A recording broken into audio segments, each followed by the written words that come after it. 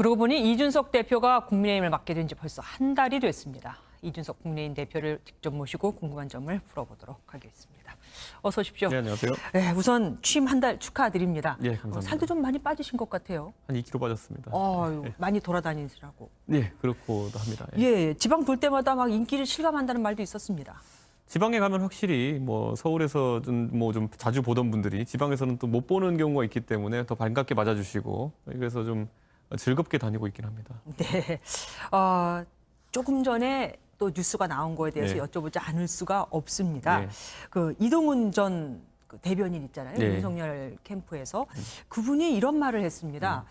자기한테 Y를 치고 그리고 우리 편에 서면 그러니까 저쪽 편이겠죠. 그쪽 편에 서면은 그 금풍수수에 대해서 없던 일로 해주겠다. 이렇게 얘기하면서 윤석열 전 총장에 대해서 공작이 있는 거다라고 주장을 했는데 어떻게 보십니까? 저는 우선 이동훈 전 논설위원도 수사를 받고 있는 입장이기 때문에 네. 이것을 액면가 그대로 받아들일지는 저희가 좀 판단해봐야겠으나 워낙 사안이 엄중합니다. 그렇죠. 이것이 사실이라고 한다면은 그 사실 범야권 유력 대선 주자에 대한 음해 공작 시도라고 볼 수 있거든요. 네. 그렇기 때문에 저는 이 소식을 접한 직후에 저는 우리 당 내에서 이 부분에 대해서 진상규명을 해야 된다. 이것이 사실이든 아니든 어쨌든 굉장히 파장이 큰 것입니다. 예, 만약 예. 사실이라고 한다면은 범야권 대선 주자에 대한 음해 시도일 것이고 사실이 아니라고 한다면 이것 또한 어쨌든 이동훈 전 기자가 큰 파장을 일으킨 것이기 때문에 저는 어쨌든 이것은 저희가 정확히 판단할 수 있어야 된다. 이런 관점을 가지고 있습니다. 그러면은 지금 경찰이 수사를 하고 있단 말입니다. 네. 경찰의 수사 결과를 그대로 수용하실 겁니까? 저는 우선 경찰이 수사를 한다 하더라도 이동훈 전 기자가 제시한 건 두 가지입니다. 본인은 이제 수사받는 것이 비공개 수사이고 그리고 비공개 소환이었는데 언론인들이 너무 많이 이제 이 일을 미리 알고 있었다. 그래서 수사 정보 유출에 대한 부분도 이제 우려가 있는 것 같고 네네. 두 번째로는 아까 말했던 것처럼 범여권이라고 칭할 수 있는 인사가 본인에게 회유를 하려고 했던 시도에 대한 것인데 저는 이 후자에 해당한 것 같은 경우에는 이동훈 기자가 저희가 진상조사를 하기 위해 가지고는 조금 더 정보를 공개해야 된다고 이렇게 봅니다. 실질적으로 어떤 장소에서 어떤 시점에 만나가지고 어떤 대화가 있었고 어떻게 그 사람과 연락이 닿았는지 이런 정도는 물론 실명 공개까지 가지 않는다 하더라도요. 예, 예. 그랬을 때 이 부분에 대해서 사실관계가 좀 축적되고 저희가 진상규명할 수 있지 않을까 하는 기대가 있습니다. 그러면 공작이 있을 수 있다는데 동의를 하시는 거네요? 저는 평소 같으면은요 이렇게 그 사실관계가 아직 명확하지 않은 사안에 대해 가지고는 저희가 좀 조심스럽겠지만은 워낙 최근에 범야권 대선 주자들에 대한 네거티브 또는 마타도어 시도가 있었고 그러다 보니까 이 어쨌든 전직 기자의 본인의 명예를 건 어떤 폭로라는 것이 가볍게 네. 들리지는 않습니다. 네, 알겠습니다. 어제 여야 대표 회동에 대해서 여쭙지 않을 수가 없습니다. 이 대표님 말씀은 소상공인 지원을 먼저 늘리고 남는 돈을 전 국민에게 지급할 수 있다. 이렇게 얘기를 하셨다는데 송영길 대표의 말은 다릅니다. 어디서 오해가 생긴 거예요? 우선 남는 돈이라는 표현 자체는 거기 들어가지 않았고요. 다만 저희가 이제 어떤 게 있었냐면은 결국 예산의 증액은 없다라는 것에 대해서 저희가 이제 공감대가 있거든요. 예. 그렇기 때문에 증액하지 않고 대신 소상공인 지원을 늘린다라고 하는 것은 그 한정된 예산 하에서 나중에 전국민 재난지원금을 줘야 된다는 것이거든요. 네. 그렇기 때문에 일정 부분 그 부분은 오히려 저희가 이 계약은 쌍무적이라고 봅니다. 저희가 먼저 제안했던 것이 소상공인에 대한 지원을 늘린다. 네. 지금 민주당과 정부 안보다 늘린다는 것이기 때문에 그게 실제로 이루어지면은 그다음에 전국민 재난지원금에 대한 액수가 결정될 수 있고 거기에 대한 검토를 저희가 할 수 있는 겁니다. 그래서 저는 이게 선후관계가 좀 있다 봅니다. 좀 헛갈립니다. 그러니까 전 국민 재난지원금 지급에 대해서 찬성하셨다는 겁니까? 아니라는 겁니까? 저는 이렇게 얘기했습니다. 예를 들어 80%라는 것에 대해서 송영길 대표께서 근데 80%를 지급하게 되면은 그 행정 비용 문제도 있고 그렇기 때문에 전 국민으로 가는 방식이 옳을 것 같다 그래서 저는 그게 액수에 대한 문제가 아니라 만약 방식에 대한 문제, 80이냐 100이냐의 문제라 그러면은 저는 그 부분을 충분히 양해할 수 있다고 얘기했거든요. 그렇기 때문에 지금은 25만 원을 기점으로 해가지고 안을 이제 설계하지 않았습니까? 민주당과 정부 안이. 그렇기 때문에 실제로 100%까지 많이 늘어나게 된다 그러면 액수가 줄어들 수도 있고요. 그리고 또 아까 말했던 것처럼 소상공인에 대한 지원을 늘리게 된다 그러면은 네. 재난지원금 총액 자체가 줄어들 수 있는 겁니다. 그렇기 때문에 먼저 앞부분에 있는 소상공인에 대한 지원을 확대하는 문제가 해결되고 나면은 그 다음에 코로나 방역 상황을 고려해서 재난지원금 지급을 한다라고 저희가 합의한 것이거든요. 예. 그래서 저는 근데 지금 방역 상황이라는 것도 불확실성이 크기 때문에 저는 후자에 해당하는 부분은 다소 좀 논의가 늦어지지 않을까 하는 생각을 하고 있습니다. 지금 사실 들어도 지금 예. 전 국민 재난지급 지급에 대해서 찬성하셨다는 건지 아닌 건지 좀 헛갈립니다. 저는 80에서 100으로 늘리는 방식에 대해 가지고는 제가 충분히 양해할 수 있다고 말씀드렸습니다. 네. 앞에 그 소상공인에 대한 지원을 확대했을 시. 어쨌든 그렇게 확대했을지는 어쨌든 들으셨을 거예요. 그 윤희숙 의원도 반대를 했고 안철수 국민의당 대표 같은 경우는 여당의 포퓰리즘에 날개를 달아준 셈이다라는 비판까지 했습니다. 저는 근데 이렇게 생각합니다. 저희가 하고 싶어하는 것이 정치냐 아니면 학술적인 어떤 그런 대화냐에 약간 차이가 있다 보는데요. 만약에 지금 저희가 여권이 추진하는 그런 재난지원금과 그리고 소상공인 지원에 동의를 안 한다고 했을 때 저희는 정치적 순수성은 유지할 수 있겠지만은 뒤집어 말하면은 여당 안대로 그냥 지급을 할 겁니다.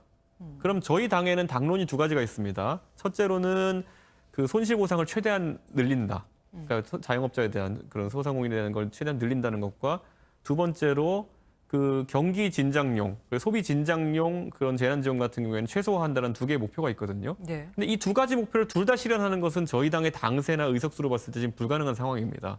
그럼 저희가 이 둘 다 포기하든지 아니면 둘 중에 하나라도 시도를 하든지 이런 정치의 영역에 있는 것이라 보고요. 저는 제가 당대표로서 그런 일정 정도의 교섭권을 활용한 것이다. 이렇게 이야기하고 싶습니다. 그러니까 전략적 접근을 어떻게 보면 한 것이다. 그리고 그것이 저희 당론의 변경이 필요할 수도 있는 사안이겠지만은 물론 저는 그 부분에 대해서는 우리 원내 지도부와 즉각적 협의를 했고요. 원내 지도부에서는 그래서 최종적으로 소상공인에 대한 지원에 대한 확대를 먼저 하고 거기에서 남는 비용이 있으면은 그 부분을 재난지원금에 활용하되 그 부분에 있어가지고는 80% 100% 적용하는 것에 대해서도 어느 정도 열어놓고 보자 이런 취지로 이제 정리를 한 것입니다. 예. 그리고 요즘 젊은 여성 유권자들 사이에서 국민의힘이 인기가 떨어졌다는 것을 혹시 인정하십니까? 저는 그건 인정하지 않습니다. 왜냐하면 일부 여론조사에서 사실 20대 여성 샘플이 굉장히 작은 조사에서 예, 수치가 표본이 적었다고 뭐 들었습니다. 1% 이렇게 낮게 나왔다고 하는데 저는 그 앞에 다른 조사들을 보면요. 실제로 네. 그런 수치가 안 나오고 다른 언론사에서 했던 저 당대표 개인에 대한 조사를 보면은 예를 들어 20대 여성에서 상당히 높은 지지율이 나왔거든요. 그렇기 때문에 그 아까 말했던 그 1000명 단위 조사에서 20대 여성으로 샘플을 줄이고 나면은 오차 범위가 27%가 됩니다. 네. 그런 조사는 제가 봤을 땐 튄 조사다 보통 이렇게 이야기하죠. 예. 어쨌든 아까 지방에 내려가셨을 때 네. 왜 인기를 실감한다. 네. 그건 즐겁다라고 말씀을 하셨는데 네. 사실 그럼에도 불구하고 당 중진들 사이에서는 뭐 좀 문제가 있다. 사사건건 트집 잡다. 이런 말도 나오고 있습니다.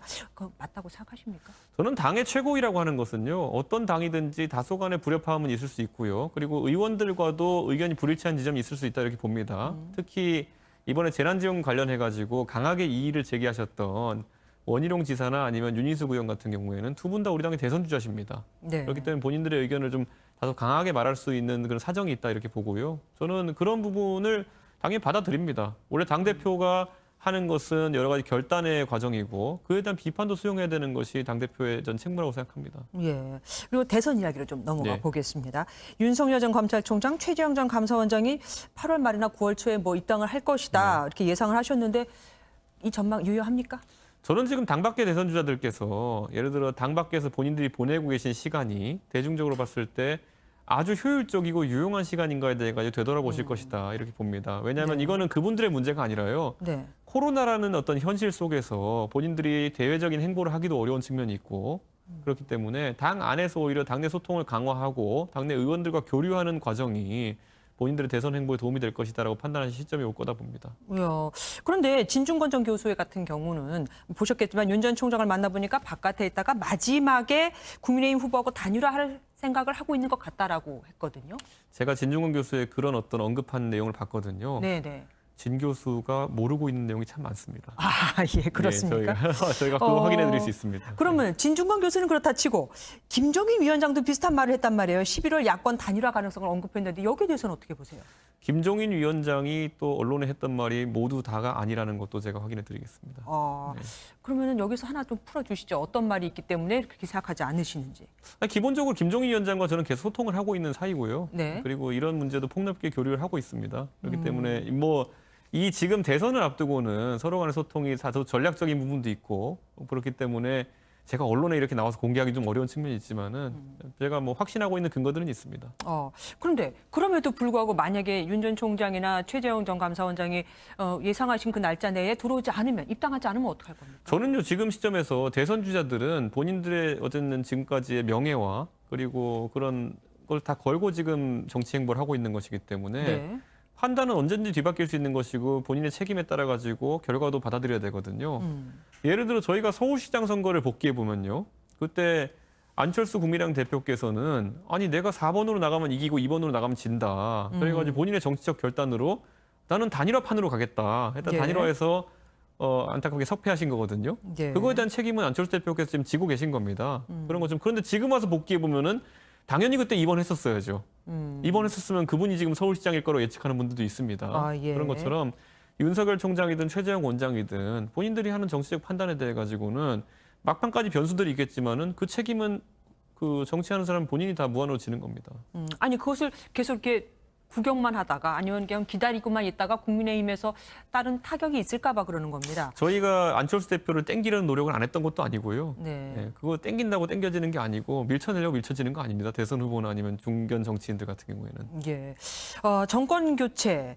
정작 야권에서는 외부 후보만 보인다는 말들도 있습니다. 뭐 홍준표, 유승민, 원희룡 등 당내 후보로도 어떻게 좀 싸워볼 마음도 있으신지요? 저는 예를 들어 뭐 윤희숙 의원이나 원희룡 지사 같은 분들 오늘 이제 언론에 많이 이제 언급이 되셨는데 그런 분들도 이런 언론 노출도가 높아지다 보면은 당연히 훌륭한 자질을 갖춘 분들이기 때문에 지지율이 뛰어오를 그런 계기를 만들 수도 있다 이렇게 보고요. 저는 최근에 이슈의 중심에 섰던 유승민 의원 같은 경우에도 뭐 여가부 폐지 논란이라든지 이런 네. 것에서 언론 노출이 잦아지면서 인지도가 조금 올라가고 그 지지율이 좀 올라간 것이 좀 보입니다. 그렇기 때문에 이런 어떤 적극적인 활동을 좀 권장합니다. 그 과정에서 당과의 충돌이 어느 정도 있을 수도 있고 아니면 뭐 당내 인사와의 갈등이 있을 수도 있고 뭐 여러 가지 오해가 있을 수도 있지만은 저는 역동성만큼 중요한 것은 없다 봅니다. 그래서 저는 오히려 지금까지 우리 당 후보님들이 자질에 비해가 너무 점잖으셨다.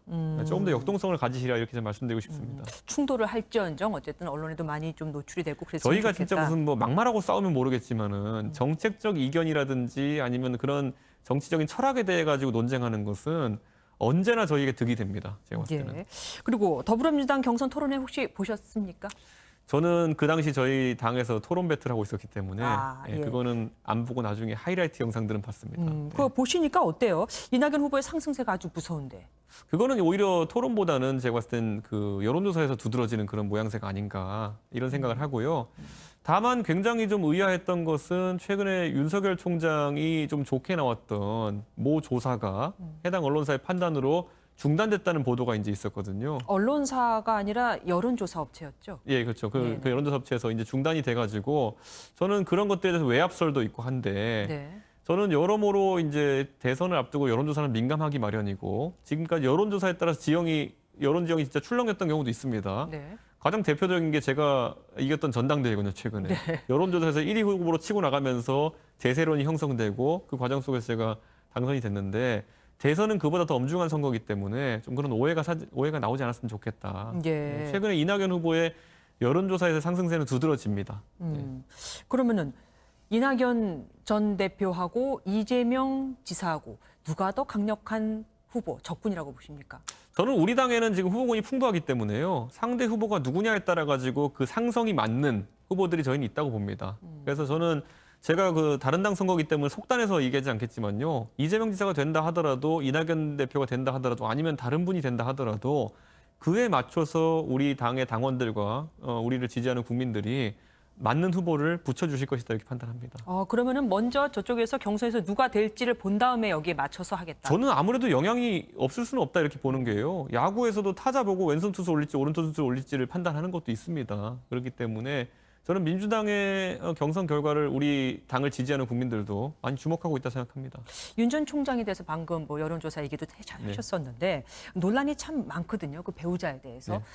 또 이재명 지사 같은 경우는 뭐 결혼 전 일은 검증 대상이 아니다라고도 얘기를 했었습니다. 이 대표님께서는 거기에 대해서 그 검증을 어디까지 해야 된다고 생각하십니까? 저는 이렇게 생각합니다. 그 윤 전 총장이 만약에 그 가족의 문제에 대해 가지고 직권남용에 해당하는 행위를 했다. 예를 들어 검찰 공무원으로 재직할 시에 그런 어떤 사건들에 영향을 미치는 행동이 했다 그러면 그거는 가족의 문제가 아니라 윤석열 총장의 건이 되는 것이기 때문에 네. 저희가 심각하게 다뤄야 되는 것이고요. 저는 장모의 건 같은 경우는 뭐 윤석열 총장이 장모를 보고 결혼하셨겠습니까?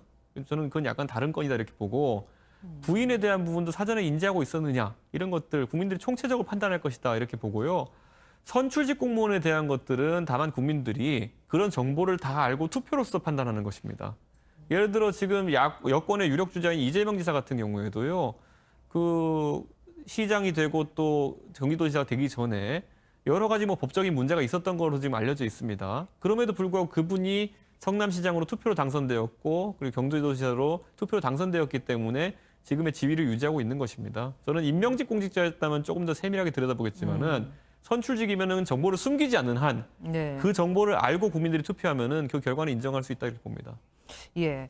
그리고 아까 말씀하신 그 대변인 토론 배틀이 참 나는 국대다. 네. 이제 흥행에 성공을 했었습니다. 그럼 대선 후보 경선에서 이런 토론 배틀 같은 거를 좀 도입하실 생각이 있으신가요? 사실 토론 배틀은 토너먼트 아닙니까? 그러니까 네. 누군가 승자와 패자가 생기는 것인데 저희가 토론 가지고 대선 경선의 승자와 패자를 정할 수는 없습니다.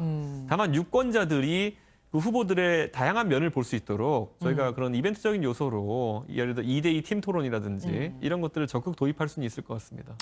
그 과정에서도 어떤 또 재미가 있을지 네. 기대가 됩니다. 나오셔서 고맙습니다.